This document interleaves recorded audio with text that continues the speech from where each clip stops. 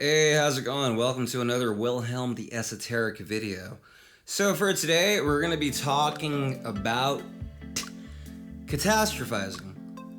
Catastrophizing is something that a lot of people seem to struggle with, whether you have ADHD or not. And it usually starts when you're really young. And it usually comes from one of your parents, or for some of us, both of your parents.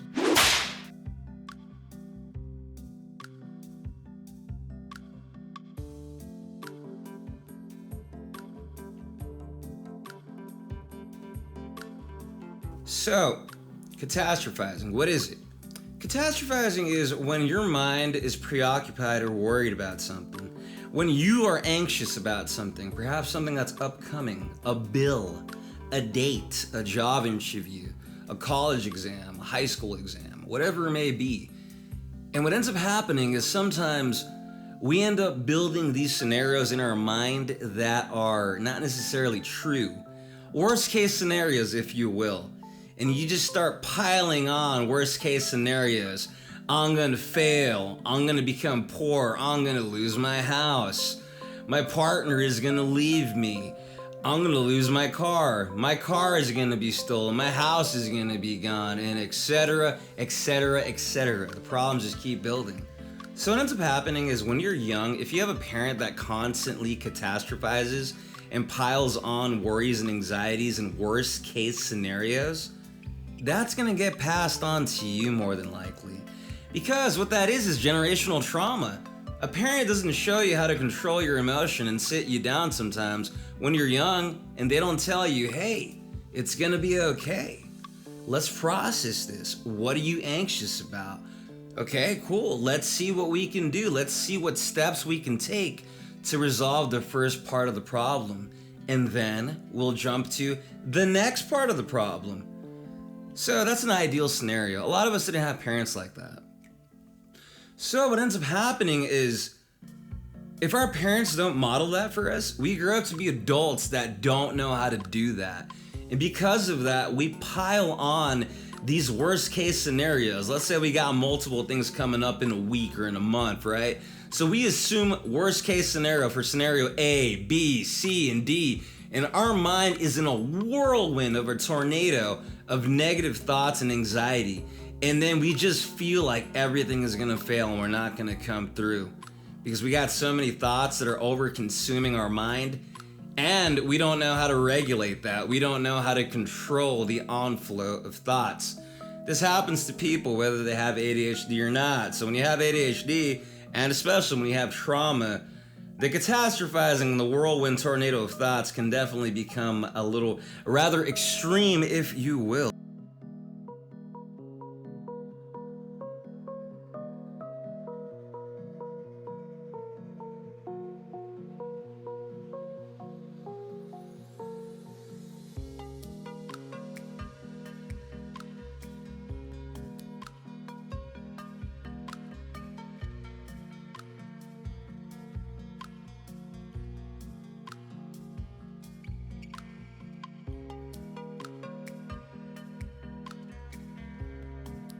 So, what can we do to help ourselves out to stop catastrophizing? Number one, if you have an issue, if you have a problem, you have a deadline, you have a test, you have a date, you have a job interview, whatever it may be, you're meeting the in-laws, you're meeting your partner's parents, whatever it is in life. There's a lot of these moments that can really go one way or the other, right? Good, bad, and the ugly, and everything in between. Sometimes we gotta relax. There's a phrase I heard that I love that I want to share with you guys. It's called control the controllable. What that means is only concern yourself with what is in your control. Don't worry about what's not in your control. If you got a job interview coming up, cool. Look at videos on how to do a good job in an interview. Common questions. What are the common wrong answers people give? And stuff to avoid and stuff to include. And if you're meeting somebody new on a date or something of that nature, just relax. Regulate yourself. look up some tips online as to what to do on a date, what are the good, what's the bad, what's the ugly, and stuff of that nature. But most importantly, you gotta regulate yourself. If you worry about only what's in your control, you're already ahead of the game, because then you can zone in on what needs to be zoned in on, which is your training, which is your laboring in terms of finding out, what do I need to do so I can kick butt at this opportunity, at this job, at this interaction, whatever it may be. We got to prepare ourselves. So sometimes when you're catastrophizing, we have so many things in our mind that one problem overlaps into another problem. And then we're like, oh man, I am screwed now. That's going to go wrong. This is going to go wrong. That's going to go wrong. Take things. Number 2, take things one step at a time. If you have one thing coming up, work on the most recent upcoming one first. Whatever deadline is coming up first, work on that. Focus on one thing at once. Multitasking does not always work. So the best thing to do is focus on one task at a time. Research, train yourself. Find out what it is you're going to be dealing with, whether it's a job, an exam, an interview, whatever it is. Find out what it is you need to know. Find out whatever it is that you need to do. And then be honest. Be yourself. And if you feel that yourself isn't exactly the perfect candidate for that, start finding out what you need to do to improve in that regard.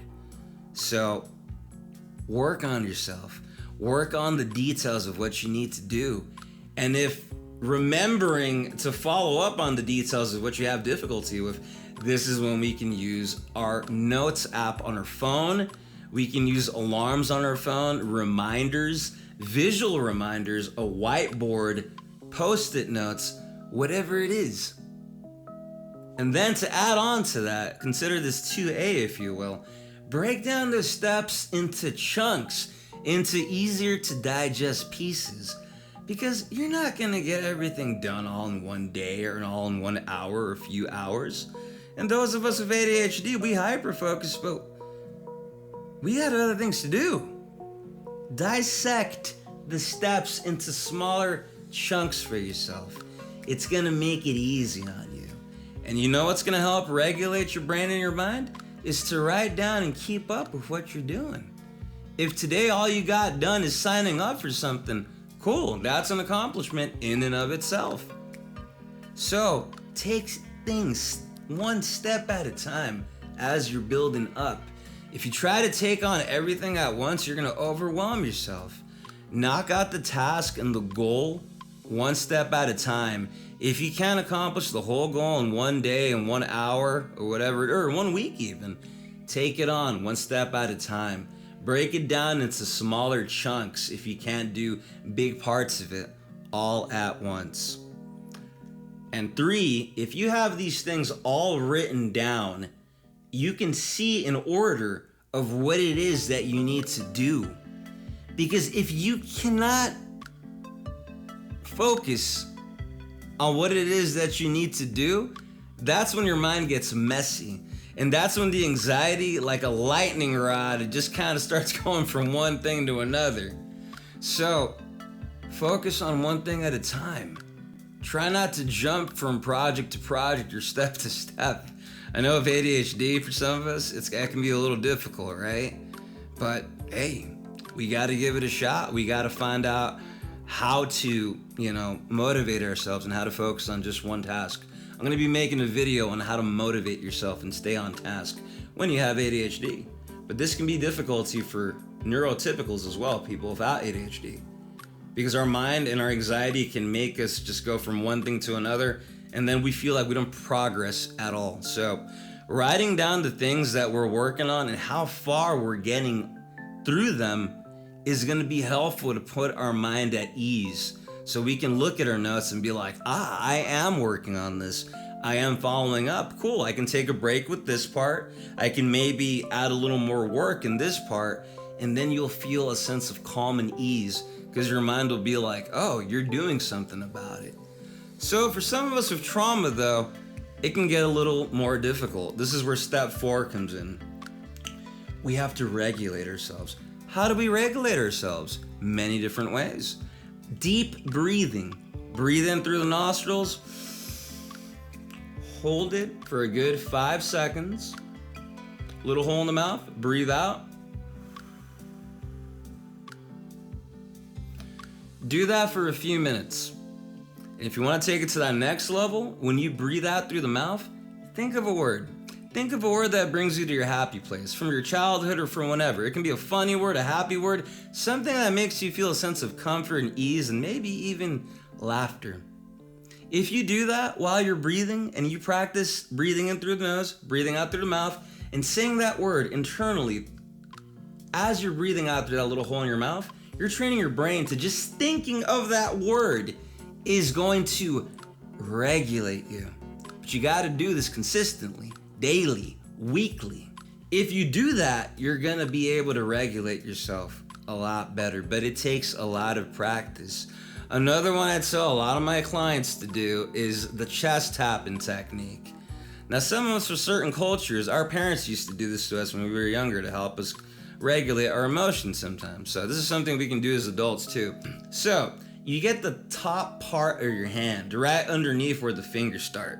So what you do, you stick your hand out, you come across here in the neck and chest area, starting on your left shoulder, right here on top, and you're gonna get your hand and you're gonna tap like this, going back and forth between your left and your right shoulder. If you practice some deep breathing while you're doing this, you are not only regulating your body, but you're also regulating the mind. Keep in mind, the body is going to feel and get anxious before the mind even knows what's going on. So first, what you want to do, you want to regulate the body. Because if your body is tense, you're going to be anxious, and the anxiety is going to make your anxious thoughts become catastrophizing thoughts. So once you regulate the body, you're going to feel a lot better. And if you include some deep breathing within that chest tapping, then you're regulating your body and you're regulating your mind. You have to regulate both. Because if you don't regulate both, you're more than likely going to catastrophize again. So it's important to regulate the body and to regulate the mind. Chest tapping for the body regulation, the deep breathing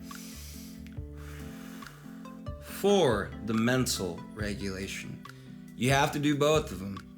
It's helpful and it can make a really big difference for you.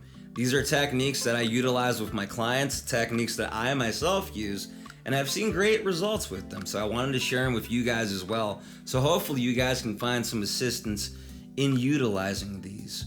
So remember, write down the steps that you're going to be doing. Work on one thing at a time. Try to break down your steps into chunks instead of doing whole things all at once. And remind yourself to take things on one step at a time. Control the controllable. Remember, you're not in control of everything. Only focus on what you are in control in. So once you practice these things, it should ideally help you out. When your mind starts to catastrophize, you're going to be ready to go. You're going to be ideally more relaxed and more at ease, and most importantly, more in control. I hope this video has been of some assistance to you and helps you out on your healing journey. Take care.